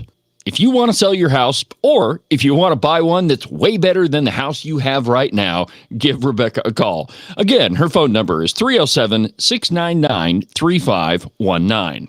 I've never felt the freedom like I do. I feel stronger every day, don't you? Well, I can show you how. A new day, a new way. Watch out, I'm only gonna get stronger. A new day, a new way. Watch out, I'm only gonna get stronger. A new day, a new way. Watch out, I'm only gonna get stronger. A new day, a new way. Watch out, I'm only gonna get stronger. I've never felt the freedom like I do. I feel stronger every day. I'm only gonna get stronger. Cowboy State Politics is only going to get stronger. This program is continuing to expand. And it's all thanks to you, my friends. Thank you for listening. Thank you for watching. Thank you for paying attention to everything Cowboy State Politics. And thank you very much to the big man upstairs for allowing us to all do this. Well, over the weekend, and I guess yesterday, one of my favorite actors, Terrence Stamp, passed away. And, he's one of those guys that made the perfect villain. And so I found a little video on It was put out by, I think it was put out by ABC News, but let me just show it to you. Terrence Stamp. Here you go. Come to me, son of Jor-El! Kneel before Zod! For nearly 60 years, Terrence Stamp mesmerized audiences with his commanding presence. But it was his role as the villainous General Zod in Superman and Superman 2 that brought him widespread fame. These humans are beginning to bore me. And later returning to big-budget films, appearing in Star Wars: The Phantom Menace. Will you defer your motion to allow a commission to explore the validity of your accusations? And starring alongside Eddie Murphy in The Haunted Mansion. Sarah Evans? And in a full-circle moment, Stamp returning to the Superman franchise, this time as the voice of Jor-El on the TV show Smallville. I am Jor-El, your father. His voice, his eyes, his presence. Well, we've lost a lot of celebrities over the last year, I gravitate towards the ones that, I knew in my childhood. I was a big Superman fan, and, Superman 2 with Zod, and I loved that movie. And, I think you should probably go back and watch it again. The lovely Christine and I have Sunday movie night. It's one of those things that we do that we don't miss. And, even when we're out of town on a Sunday, we don't miss Sunday movie night. And if we go to one, or we have to find one on the TV wherever we're at, we do it. So anyway, Terrence Stamp, another actor that passed away. Well, there's been a lot of celebrities. Hulk Hogan, man. Okay, there's been others too, but those are the two recent ones. So anyway, rest in peace, Terrence Stamp, General Zod. So I'll have to go back and watch that movie. I think you should too. If phone lines are open, my friends, if you want to be part of the program, the phone number here in the studio is 307-371-8989, 307-374-8989. And let me just throw that up on the screen here so you can see it. I guess I should have had that playing up, all through the whole program. But anyway, there's the phone number. It's up on the screen if you want to be part of the show. 307-374-8989. From the Daily Caller, we're getting more and more news about what the previous administration did as far as immigration. And the Daily Caller has an exclusive, and it's the title of the piece is "Immigration Chief Reveals What He Found in Aftermath of the Biden Administration." And I quote, "When U.S. Citizenship and Immigration Services Director Joe Edlow returned for another stint in the Trump administration, he expected to wrangle with a mess left by the Biden administration's border crisis. Soon, however, Edlow would be met with a surprise. Not only was the USCIS forced to tackle a record-setting pile of asylum cases, he was tasked with leading an agency that, for 4 years, did very little to address any immigration fraud. The director has since buckled down on asylum fraud, identifying discrepancies in immigration programs and tightening election integrity. Quote, "What I didn't know was what some of our backlogs turned into," Edlow said to the Daily Caller News Foundation. Nominated by President Donald Trump in March and officially sworn into the position in July, Edlow took the reins of an agency put to the brink amid following an 8.5 million migrant encounters along our southern border during the Biden era. 8.5 million migrants crossed our southern border during the Biden era. Although largely unfazed by what he uncovered, the immigration chief says he was still taken aback by his predecessor's sheer apathy for weeding out fraud. The USCIS Deputy Director for Policy, Joseph Edlow, and Secretary of State Mike Pompeo applaud and congratulate new U.S. citizens. Oh, that was a picture. And what I do when I'm doing show prep is I copy the article and I just paste it into a Word document, and I go through and delete all the pictures. So sometimes I miss the caption on the picture. Anyway, back to the piece. Prior to leading the agency, Edlow has served as chief counsel and deputy director of USCIS during President Donald Trump's first term in office. In July, he returned to a backlog of asylum cases that dwarfed the numbers he previously dealt with. Quote, "We had about 450,000 cases that were pending on the asylum active docket," he said, at the end of Trump's first term. "When I got back, there were over 1.5 million cases. Does anything surprise me on what they were doing?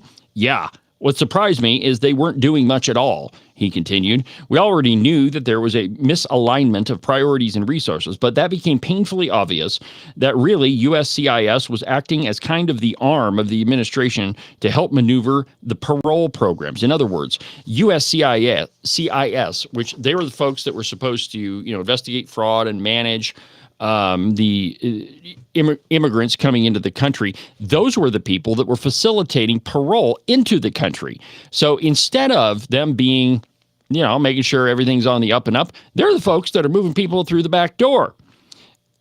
Fiscal years 2023 and 2024 were the worst and second worst years, respectively, for inadmissible border encounters in history, according to Customs and Border Protection data, leading to an incredible strain of resources at border communities and major U.S. cities. Altogether, the Biden administration oversaw more than 8 million migrant encounters along the U.S.-Mexico border during its fiscal years in office. There were roughly 311,000 pending affirmative asylum claims in January of 2018, according to the Department of Homeland Security. By the end of the fiscal year in 2022, well into Biden's tenure, this number nearly doubled to 625,000. By 2024, the backlog of those cases surpassed 1 million for the first time in history. As illegal immigration skyrocketed, leaving federal immigration officials and local officials scrambling to keep up, the Biden administration implemented a slate of programs that GOP critics characterized as amnesty runarounds to alleviate the terrible optics taking place at the Mexico border. So in other words, the Biden administration did exactly the opposite of what they were supposed to be doing as far as immigration. And I think that this one, I think that Ray Charles could see this one coming, that the Democrats in general were made a serious effort to create a permanent voting bloc for them. And so, and the theory being is they're the Democrats, they let them into the country. And so why wouldn't those folks, once amnesty went through, once the Democrats were able to push it through, why wouldn't those folks just vote Democrat for the rest of their lives, and thus creating a permanent majority for the Democrat Party in America? I mean, that's their plan. I mean, it's pretty obvious. And if Kamala Harris had won the election, it wouldn't just have continued.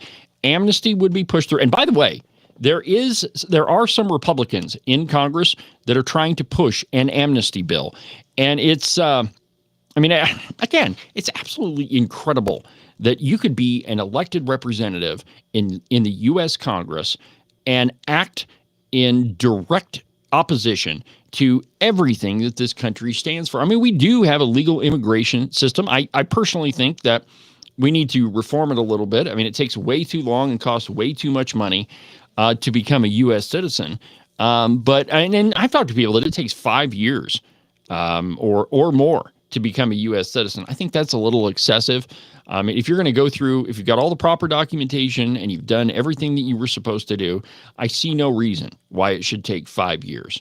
Nor do I think that it should take the extraordinary amount of money that it does. Hiring an immigration attorney and having to go through that. I mean, attorney's fees suck up the vast majority of this money. And I think that we just really need to reform it. But we definitely have to put in place controls and we got to put it through Congress. So the next administration, the next Democrat administration, hopefully the next election will be a Republican one too. But the next time the Democrats take power, we've got to have measures in place that they can't just erase with an executive order. Now, of course, laws really don't matter to the Democrat Party anyway. They'll just ignore them. Look at what's happening with the courts right now. The U.S. Supreme Court came out and said, look, you can't issue nationwide injunctions, but you can still file a class action lawsuit. So what do all these lawfare folks do? Mark Elias and his pal, they start filing class action lawsuits. I mean, the law does not matter to the left. And the reason for that is the left believes that the ends justify the means. That is, that their end goal of creating their socialist Democrat utopia, and that's what it will be. By the way, it'll be It'll be socialism for everybody else, but it won't be socialism for them at the top. But nothing can deter them from creating that utopia. And I mean, if you have any question about that, just look at and often, I talk to a lot of conservatives that say, "Man, I just can't believe how much they lie." Well, when you believe that your end goal is the most important thing, that whatever you can do to get you further to that goal is entirely acceptable. And so, by the way, it's also the same ideology of all the Marxists that are aligning together. That's a topic that I need to cover on tomorrow's program, that there is an alliance between all of these groups, and a lot of it is it boils down to Marxism. But anyway, when you believe that your end goal is the most important thing, you'll lie, you'll cheat, you'll steal, and all of that is entirely appropriate or not appropriate, but it's acceptable to you because your end goal is so important. Conservatives, we don't think of the world that way. We would never argue that the ends justify the means. To us, how we get to an end goal is at least as important as the end goal itself. And that's why conservatives have a really hard time understanding liberals, because we don't look at the world the same way that they do. And so, the way that you fight against them is that you understand what they're doing. And I'm good friends with former Representative Mark Jennings. I think everybody knows that. And he would often say that he would much prefer to deal with the Democrats than he would the redcoats, because at the very least, what you're dealing with when it's the Democrats. The redcoats, the rhinos, you have no idea. You don't have any idea which side they're on. And I have the very, very similar opinion. I would much rather. I like Mike Yen and Trey Sherwood. I don't know about Carly Provenza, but I like Mike Yen and Trey Sherwood a lot more than I do a lot of the redcoats, because at least they're honest about who they are. Redcoats, nah, man, they'll lie, cheat, and steal. And they're obviously lying about who they are, like Eric Barlow. That guy has voted with the Democrats over 70% of the time his entire career.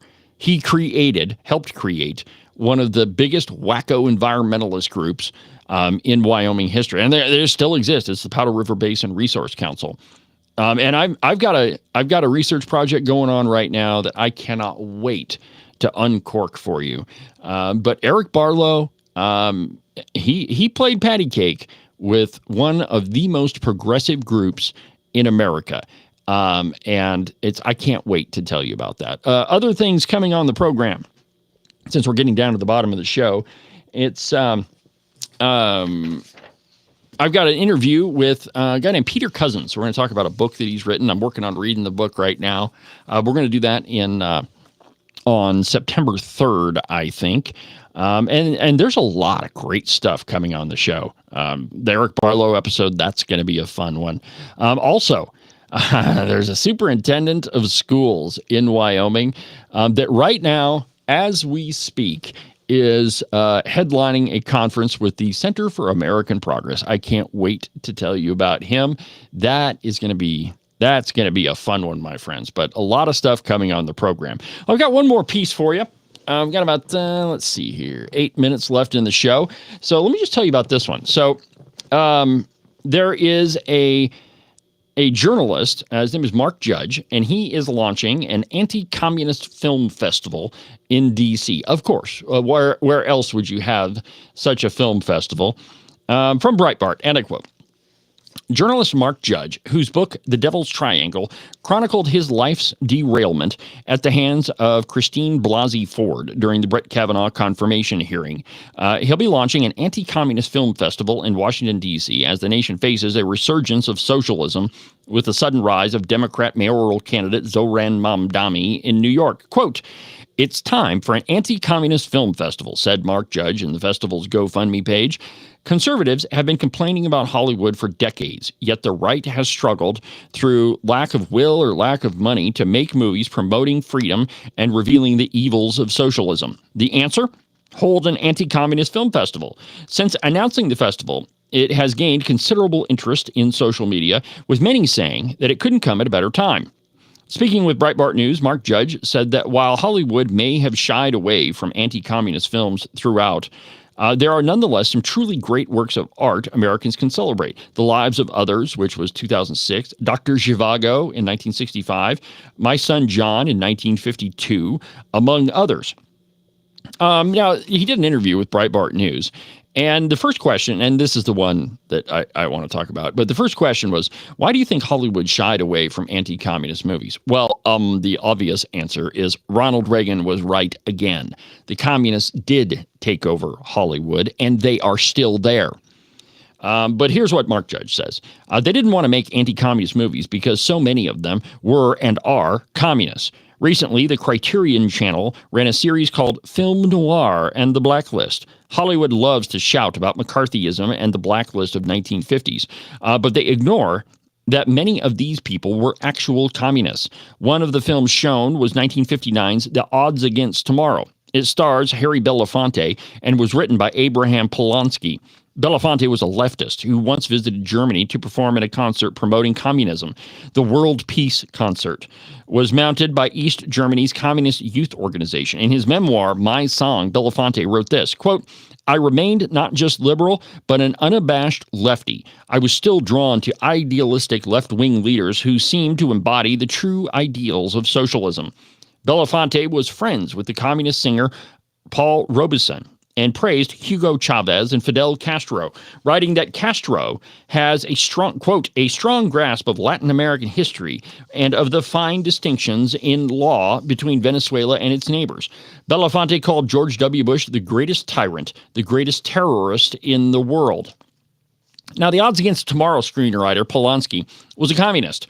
According to Alan Risking in his book Hollywood Traitors, Blacklisted Screenwriters, Agents of Stalin, Allies of Hitler, Polanski was, quote, a thoroughgoing communist who took the fifth when testified before the House Un-American Activities Committee in 1951, but to eventually admitted to party membership. Polanski once describes a meeting of the founding of the Committee for the First Amendment this way, quote, You could not get Uno, the place. The excitement was intense. Every star was there, he went on. We communists had not created the organization, but we believed in its usefulness and helped to organize its activities. Polanski wrote the 1948 film Force of Evil, which shows capitalism as a cruel system. In his intro to the DVD special edition Force of Evil, Martin Scorsese calls Polanski's blacklisting, quote, a great loss for American cinema.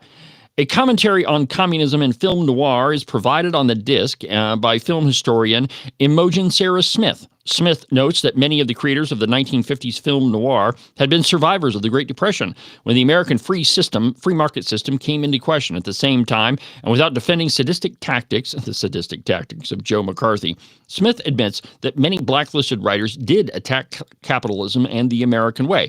Well, the truth is, there were communists in Hollywood and in the Screen Actors Guild. Ronald Reagan was right. Joe McCarthy was right. Now, I don't subscribe to Joe McCarthy's tactics, but he was absolutely correct that there were communists. And it was Khrushchev that said that we'll take over America without firing a shot.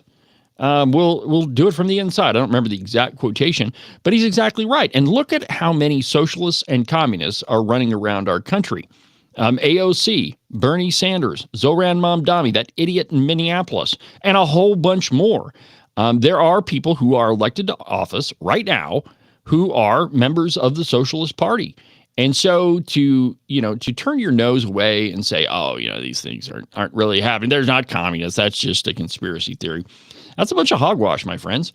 We've got a lot of work to do. And we have very little time to do it. Thank God President Trump got elected so we can weed some of these people out.